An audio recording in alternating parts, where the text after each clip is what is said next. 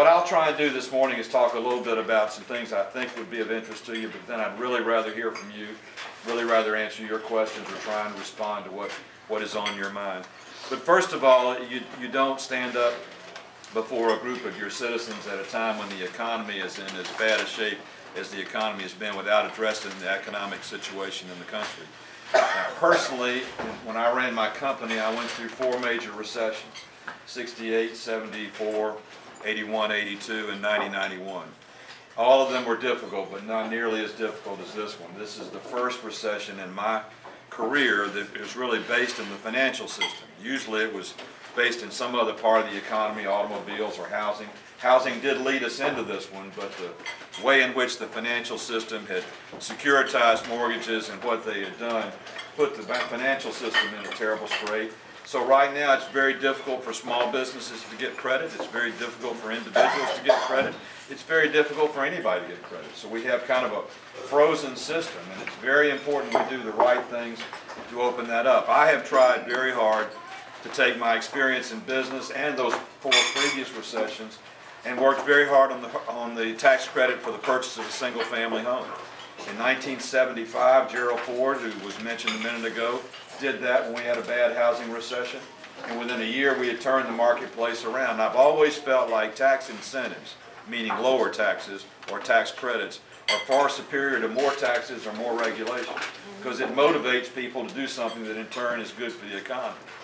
We offered, when the stimulus was introduced a month ago, which I did not support, I did support the Republican stimulus, because the Republican stimulus made permanent the Bush tax cuts, put in appropriate depreciation schedules for business to incentivize capital investment, did the right things to empower the private sector.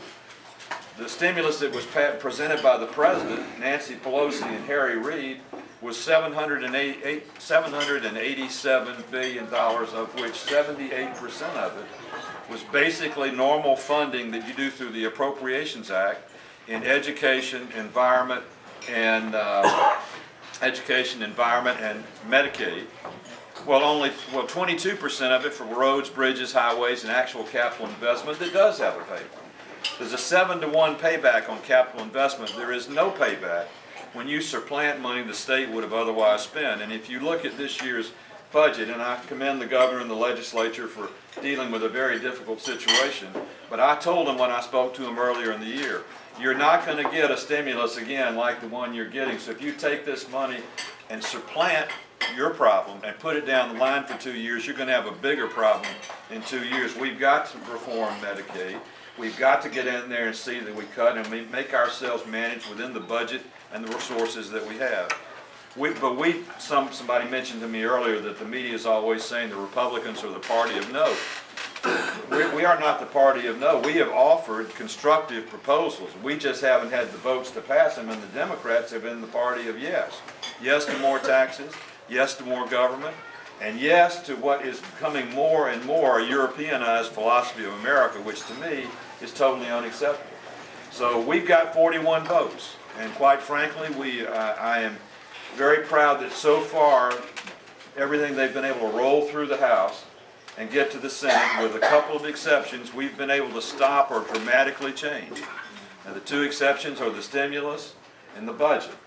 And the budget, which passed the Senate about 1 a.m. or midnight, I guess, Thursday night, we were able to do some major surgery to. For example, the Republican conference proposed an amendment to strike the carbon tax to fund, and the cap and trade system to fund the global warming agenda of Nancy Pelosi. And we got the votes and we passed that amendment. That was a huge blow, because if we had not done that, we have a process known as reconciliation in the Senate and the House, and that's where you reconcile Appropriations Act and the budget. And it is a program that is not filibusterable, meaning in the Senate 51 members can pass it. Well, they had language in the budget to say, we're going to deal with climate change through reconciliation, which meant it would stop, there would be no debate. They could run it through in a conference committee, just reconciling the budget with the Appropriations Act, not debating it on the floor. That's a little bit inside the baseball in the weeds, but quite frankly, that shows you how strong we have been with our 41 votes and with our ability to stop them on cloture. There's a appointment that they've made to the Justice Department by the name of Dawn Johnson. And, you know, everybody says, well, we're the party of no. Quite frankly, I think the party's been very constructive in the vetting of the presidential nominees for the cabinet. We vetted Tom Daschle and found out how much he hadn't paid in taxes, and he stepped down. The single best vote I've ever cast in my political life was when I voted against Tim Geithner for Secretary of the Treasury.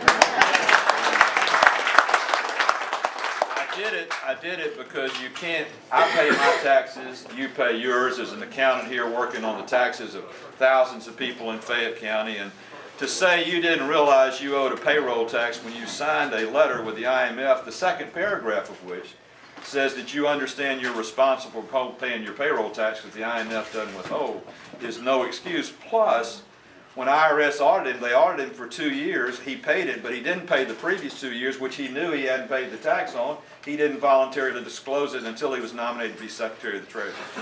And to me, that shows a character flaw that's not right for somebody who would run both the monetary system as well as, more importantly, the IRS. So, and I think he is showing a lot of that. There are a lot of people that the President's appointed that I might not philosophically agree with, but they're people of integrity.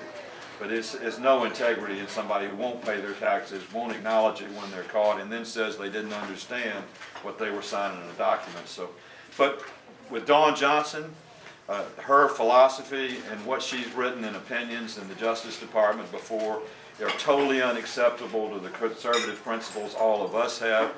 And so we signed all 41 of us signed a letter to Harry Reid saying, if you bring her to the floor, we will not give you cloture. And so that's going to be an appointment that never gets made because they'll never be able to get it to the floor. So we have been able to unite.